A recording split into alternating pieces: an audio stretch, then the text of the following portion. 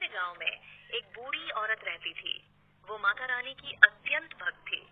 हर सुबह सूरज की पहली किरण के साथ उठती और अपने छोटे से घर में पूजा पाठ करती।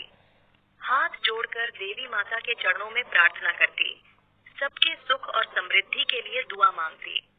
लेकिन घर में उसका बेटा और बहू उसकी भक्ति को व्यर्थ समझते थे। उनके लिए ये सिर्फ समय की बर्बादी और बोझ था। सूरज की हल्की रोशनी झोपड़ी की खिड़की से आती। बूढ़ी औरत बड़े प्रेम से पूजा स्थल की सफाई करती, दियों में तेल डालती और घी का दीपक जलाती। उसकी छोटी बेलनाकार झोपड़ी में फूलों की खुशबू और मिट्टी के दियों की हल्की चमक से वातावरण पूर्ण होता। हे माता रानी, आप हमारे साथ हैं। इस घर में खुशियाँ और सुख बनी रहे। मेरे बेटे और बहू को भी आपकी कृपा से समझ आए कि भक्ति में ही सच्चा जीवन है। देखो ना, वो फिर पूजा में लगी है, घर के काम में हाथ नहीं लगाती। हमें क्या मिलेगा इससे? सही कहा। पूजा पाठ से घर नहीं चलता। माँ दिन रात बस भक्ति करती रहती है। बूढ़ी औरत ने सब सुना पर कुछ नहीं कहा। उसकी आंखों में भक्ति का तेज और चेहरे पर शांति थी। हे माता रानी, चाहे लोग मुझे समझें या ना समझें, मैं आपकी सेवा और भक्ति कभी नहीं छोड़ूंगी। एक दिन बहू और बेटे का गुस्सा इतना बढ़ गया कि उन्होंने बूढ़ी औरत को घर से निकाल दिया।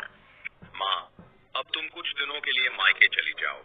थोड़े दिनों में मैं खुद लेने आऊंगा। बूढ़ी अम्मा समझ चुकी थी कि बेटा और बहू अब उसको साथ नहीं रखना चाहते।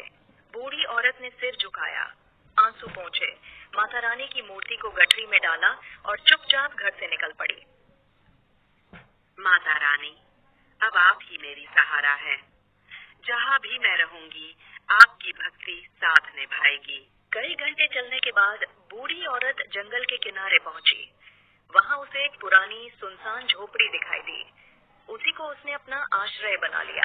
धन्यवाद माता रानी, आपने मुझे छत दी। यही मेरा नया घर और मंदिर होगा। वो झोपड़ी के अंदर प्रवेश करती है। झोपड़ी धूल मिट्टी से भरी हुई थी। बूढ़ी अम्मा ने झोपड़ी की साफ सफाई की और माता रानी की स्थापना की। बूढ़ी औरत अब जंगल की झोपड़ी में रहने लगी थी। भक्ति और मेहनत से वो अपने दिन गुजार रही थी।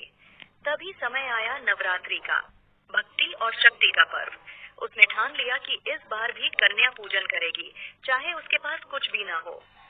अगले दिन से वो अपने हाथों से मिट्टी के दिए बनाती, उसे बाजार जाकर बेचती, जिससे उसका गुजारा हो सके। नवरात्रि की अगली सुबह बूढ़ी औरत ने झोपड़ी साफ की, दीप जलाए और माता रानी के चरणों में प्रणाम किया। उसके पास न धन था न साधन, लेकिन उसकी श्रद्धा सच्ची थी।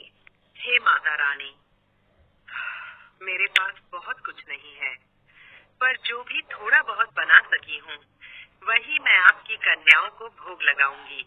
आप मेरी भक्ति स्वीकार करें। उसने चावल, दाल और जो थोड़ी बहुत सब्जी थी, उससे सादा भोजन बनाया। पूड़ी और हलवा भी थोड़ी मात्रा में तैयार किया। उसका मन श्रद्धा से भरा था। भोजन तैयार होने के बाद बूढ़ी औरत कन्या खोजने गांव में गई। उसने हर घर पर जाकर कहा, बहनों, अपनी छोटी छोटी बेटियों को मेरे झोपड़ी में कन्या पूजन के लिए भेज दीजिए। मैं माता रानी की सेवा करना चाहती हूँ। सभी ने हाँ कहा, लेकिन कोई भी अपनी बेटी को नहीं भेजना चाहता था। घंटों बीत गए, कोई कन्या नहीं आई। बूढ़ी औरत की आंखों से आंसू बह निकले। वो माता रानी से प्रार्थना करने लगी, हे माता रानी, मैं असमर्थ हूँ। मैंने जितना हो सका उतना प्रेम से भोजन बनाया, लेकिन कोई कन्या नहीं आई। क्या मेरी भक्ति अधूरी रह जाएगी? इतने में दरवाजे पर आहट हुई। बूढ़ी औरत ने देखा, 9 छोटी छोटी कन्याएं उसके द्वार पर खड़ी थीं। वे हंसते हुए बोली, दादी, क्या हमें भोजन नहीं कराओगी? आओ बेटियों, आओ। माता रानी ने मेरी पुकार सुन ली। बैठो, मैं तुम्हें भोजन परोसती हूँ। बूढ़ी औरत ने बड़े प्रेम से 9 कन्याओं के पैर धोए, उनके माथे पर तिलक लगाया और हाथ जोड़कर उन्हें आसन पर बैठाया। फिर अपने हाथों से बना भोजन प्रेम पूर्वक परोसा। माता रानी, आपने मुझे ये सौभाग्य दिया। आज मेरा जीवन सफल हो गया।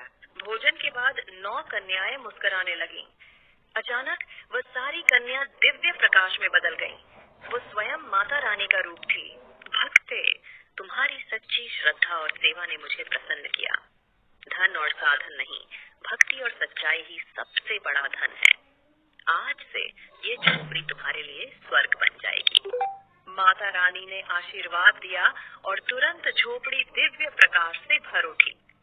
मिट्टी की दीवारें संगमरमर बन गई, छप्पर सोने के गुंबद में बदल गया। झोपड़ी अब भव्य बंगले में बदल चुकी थी। हे माता रानी, आपने मेरी भक्ति का मान रखा। ये मेरा सबसे बड़ा सौभाग्य है।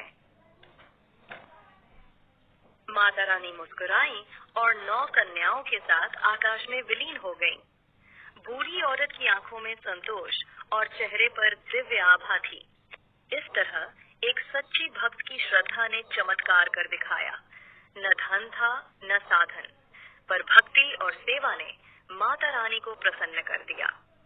झोपड़ी बंगले में बदल गई और बूढ़ी औरत का जीवन सुख और शांति से भर गया। यही संदेश है, भक्ति और सच्चाई में इतनी शक्ति है कि असंभव को भी संभव बना सकती है।